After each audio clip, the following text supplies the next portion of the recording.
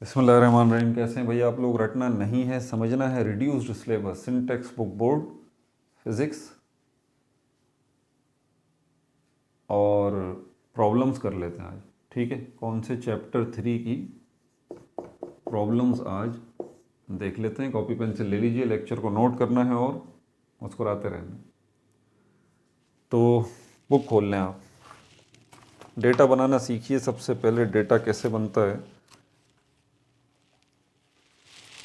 Problems में।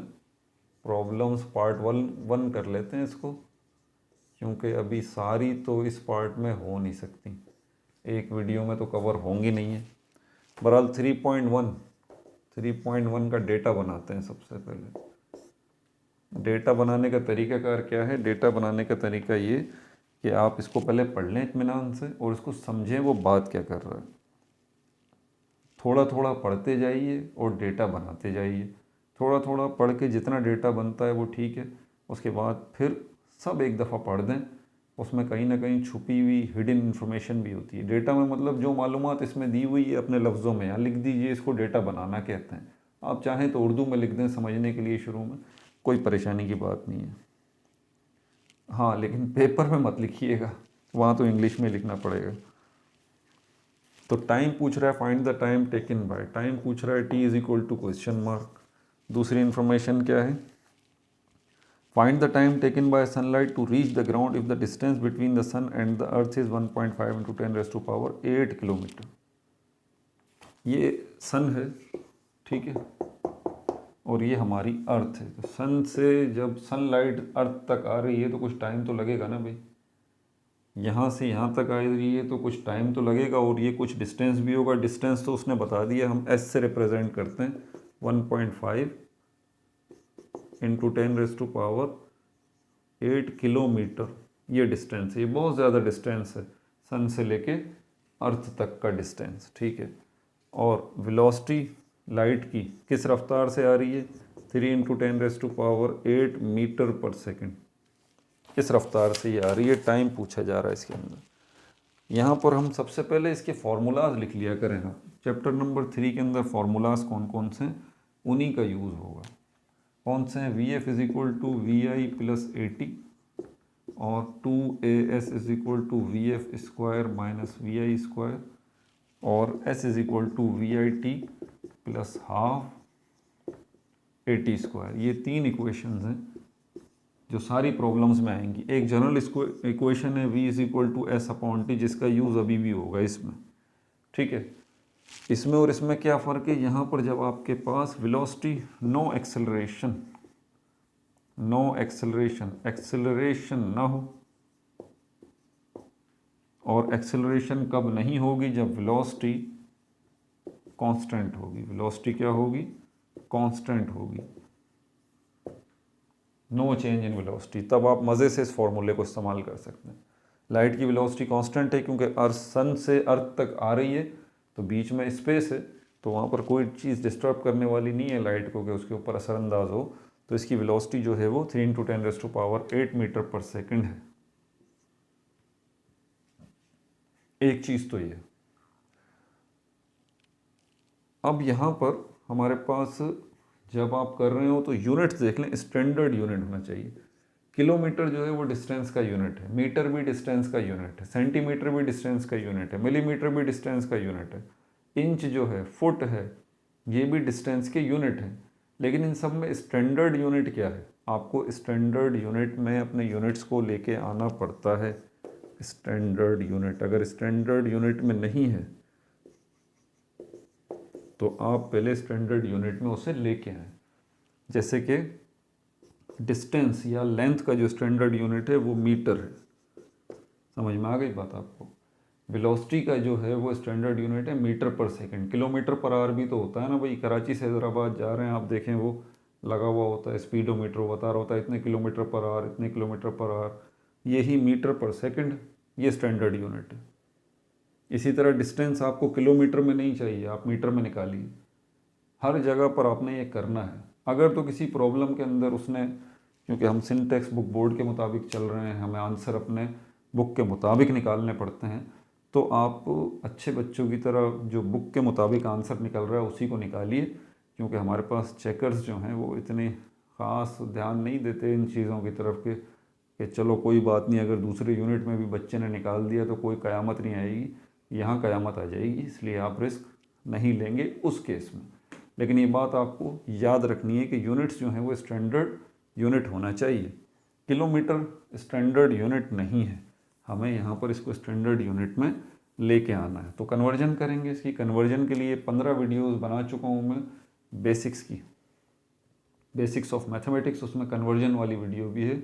अगर आपकी बेसिक्स वीक हैं तो बराए मेहरबानी वो 15 वीडियोस आप देख लें, क्योंकि आप फिज़िक्स पढ़ रहे हैं या मैथ्स पढ़ रहे हैं, आपकी बेसिक्स अगर स्ट्रॉन्ग नहीं है आप दोनों जगहों पर बुरी तरह फेल हो जाएंगे, ये मैं पहले ही बता दूँ आप लोगों को।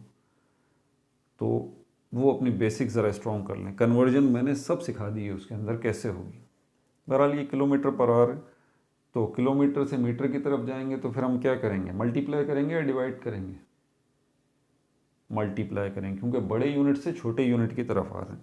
1.5 इंटू 10⁻⁸ को मल्टीप्लाई करेंगे अब 1000 से।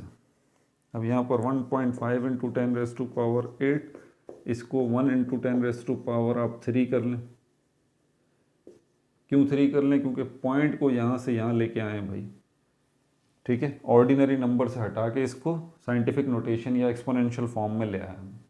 इसी को मैं चाहूँ तो 1 इन 2 को हटा दूँ, अंडरस्टूड है कि यहाँ पर 1 भी मौजूद है और इनटू का साइन, मल्टीप्लाई का साइन भी मौजूद है, ठीक है। अब कॉमन ले लेंगे, यहाँ पर 1.5 इंटू 10⁻13 हो जाएगा, ठीक हो गया भाई। अब ये बन के आ गए, ये मीटर आपके पास आ गए। अब आप फॉर्मूला यूज़ कर लीजिए V=S/T वाला। अब फॉर्मूला यूज़ कर लीजिए, तो S की जगह पर क्या आ जाएगा, 1.5 इंटू 10⁻13। अच्छा 13 नहीं, 10 में ये 11 हो जाएगा, 11 सॉरी मिस्टेक हो गई, ये 11 हो जाएगा। 1.5 इंटू 10⁻11 मीटर हो जाएगा। नीचे क्या है, 3 इंटू 10⁻8 मीटर पर सेकंड। साइंटिफिक नोटेशंस में मैं ख़ास तौर पे नसीहत करता हूँ कि डिवाइड करते हुए थोड़ा सा मैनुअल काम कर लें, सारी चीज़ें कैलकुलेटर पे न रखें। आपके कैलकुलेटर्स की सेटिंग आगे पीछे होती है, गलती करने का इम्कान है। तो इस 10 को पहले ऊपर ले जाएं मैनुअली, बाकी काम मैं ऊपर कर लेता हूँ यहाँ पर।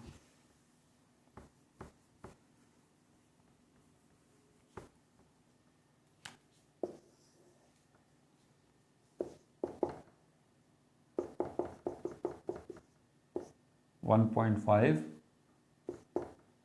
और ये 3 इंटू 10 इंटू 10⁻⁻8 हो गया, क्योंकि 10⁻8 ऊपर जाके -8 हो जाएगा।